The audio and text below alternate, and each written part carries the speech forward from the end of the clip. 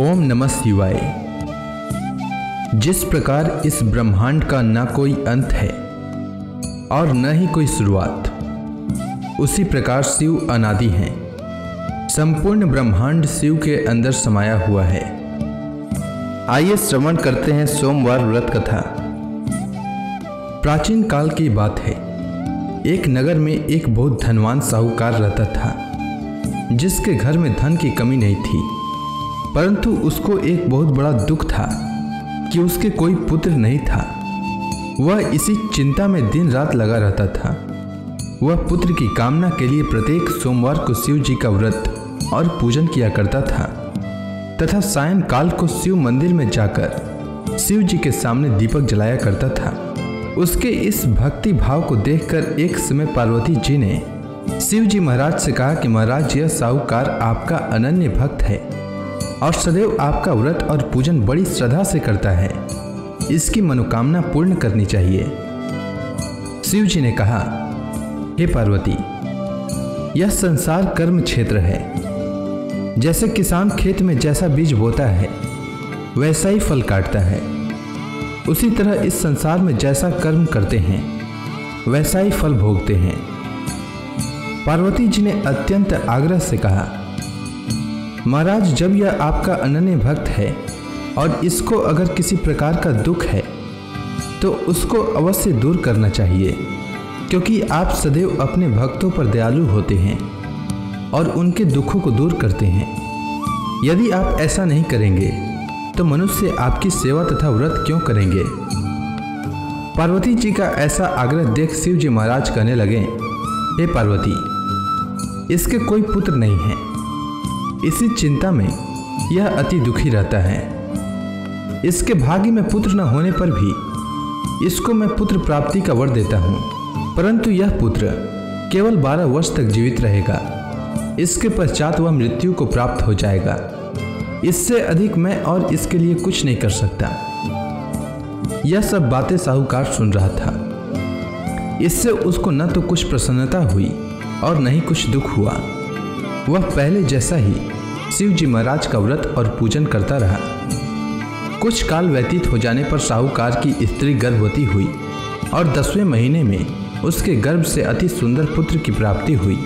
साहूकार के घर में बहुत खुशी मनाई गई, परंतु साहूकार ने उसकी केवल 12 वर्ष की आयु जानकर अधिक प्रसन्नता प्रकट न की और न ही किसी को भेद ही बताया। जब वह बालक 11 वर्ष का हो गया तो उस बालक की माता ने उसके पिता से विवाह आदि के लिए कहा, तो वह साहूकार कहने लगा कि अभी मैं इसका विवाह नहीं करूँगा, अपने पुत्र को काशी जी पढ़ने के लिए भेजूँगा। फिर साहूकार ने अपने साले अर्थात बालक के मामा को बुला करके उसको बहुत सा धन देकर कहा, तुम मेरे बालक को काशी जी पढ़ने के लिए ले जाओ और रास्ते में जिस स्थान पर भी जाओ यज्ञ तथा ब्राह्मणों को भोजन कराते जाओ। वह दोनों मामा भांजे यज्ञ करते और ब्राह्मणों को भोजन कराते जा रहे थे। रास्ते में उनको एक शहर पड़ा। उस शहर में राजा की कन्या का विवाह हो रहा था। दूसरे राजा का लड़का जो विवाह कराने के लिए बारात लेकर आया था, वह एक आंख से काना था। उसके माता पिता को इस बात को लेकर बड़ी चिंता थी कि कहीं वर को देखकर कन्या के माता पिता विवाह में किसी प्रकार की अड़चन पैदा न कर दें। इस कारण जब उसने अति सुंदर सेठ के लड़के को देखा तो मन में विचार किया कि क्यों न दरवाजे के समय इस लड़के से वर का काम चलाया जाए। ऐसा विचार कर वर के पिता ने उस लड़के और मामा से बात की तो वे राजी हो गए। फिर उस लड़के को वर के कपड़े पहनाकर तथा घोड़ी पर चढ़ाकर दरवाजे पर ले गए और सब कार्य प्रसन्नता से पूर्ण हो गया। फिर वर के पिता ने सोचा कि यदि विवाह कार्य भी इसी लड़के से करा लिया जाए तो क्या बुराई है। ऐसा विचार कर लड़के और उसके मामा से कहा, यदि आप फेरों का काम और कन्यादान के काम को भी करा दें तो आपकी बड़ी कृपा होगी और मैं इसके बदले में आपको बहुत कुछ धन दूंगा। तो उन्होंने स्वीकार कर लिया और विवाह कार्य भी बहुत अच्छी तरह से संपन्न हो गया।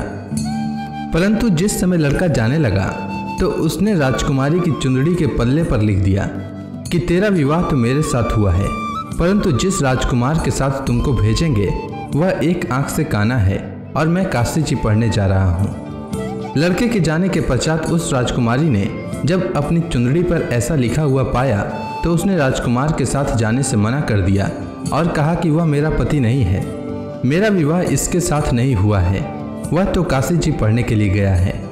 राजकुमारी के माता पिता ने अपनी कन्या को विदा नहीं किया और बारात वापस चली गई।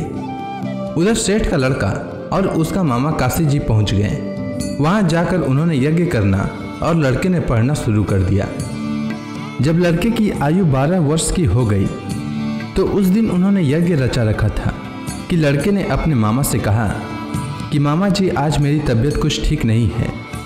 तब मामा ने कहा कि अंदर जाओ और सो जाओ। लड़का अंदर जाकर सो गया और थोड़ी देर में उसके प्राण निकल गए। जब उसके मामा ने आकर देखा कि वह मुर्दा पड़ा है तो उसको बड़ा दुख हुआ और उसने सोचा कि अगर मैं अभी रोना पीटना मचा दूंगा तो यज्ञ का कार्य अधूरा रह जाएगा। अतः उसने जल्दी से यज्ञ का कार्य समाप्त कर ब्राह्मणों के जाने के बाद रोना पीटना आरंभ किया। संयोगवश उसी समय शिव पार्वती जी उधर से जा रहे थे। जब उन्होंने जोर जोर से रोने की आवाज़ सुनी तो पार्वती जी कहने लगी कि महाराज कोई दुखिया रो रहा है, उसके कष्ट को दूर कीजिए। जब शिव पार्वती ने पास जाकर देखा तो वहाँ एक लड़का मुर्दा पड़ा था। पार्वती जी कहने लगी कि महाराज यह तो उसी सेठ का लड़का है जो आपके वरदान से हुआ था। हे महाराज, इस बालक को और आयु दीजिए, नहीं तो इसके माता पिता तड़प तड़प कर मर जाएंगे। पार्वती जी के बार बार आग्रह करने पर शिव जी ने उसको जीवन वरदान दिया और शिव जी महाराज की कृपा से लड़का जीवित हो गया। शिव जी और पार्वती जी कैलाश पर्वत पर चले गए। तब वह लड़का और मामा उसी प्रकार यज्ञ करते तथा ब्राह्मणों को भोजन कराते हुए अपने घर की ओर चल पड़े। रास्ते में उसी शहर में आए जहां उसका विवाह हुआ था। वहां पर आकर उन्होंने यज्ञ आरंभ कर दिया तो उस लड़के के ससुर ने उसको पहचान लिया और अपने महल में ले जाकर उसकी बड़ी खातिर की। साथ ही बहुत से दास दासियों सहित आदरपूर्वक लड़की और जमाई को विदा किया। जब वह अपने शहर के निकट आए तो मामा ने कहा कि मैं पहले तुम्हारे घर जाकर खबर कर देता हूँ।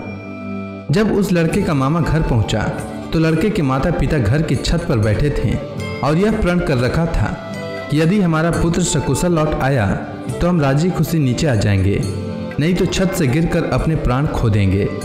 इतने में उस लड़के के मामा ने आकर यह समाचार दिया कि आपका पुत्र आ गया है, तो उनको विश्वास नहीं हुआ। तब उसके मामा ने शपथ पूर्वक कहा कि आपका पुत्र अपनी स्त्री के साथ बहुत सारा धन लेकर आया है। तो सेठ ने आनंद के साथ उसका स्वागत किया और बड़ी प्रसन्नता के साथ रहने लगे। इसी प्रकार से जो कोई भी सोमवार के व्रत को धारण करता है अथवा इस कथा को पढ़ता या सुनता है उसकी समस्त मनोकामनाएं पूर्ण होती है। उम्मीद है आपको सोमवार व्रत की कथा अच्छी लगी होगी। अगर आपको यह वीडियो अच्छी लगी हो तो कमेंट सेक्शन में ओम नमः शिवाय लिखना न भूलें। धन्यवाद।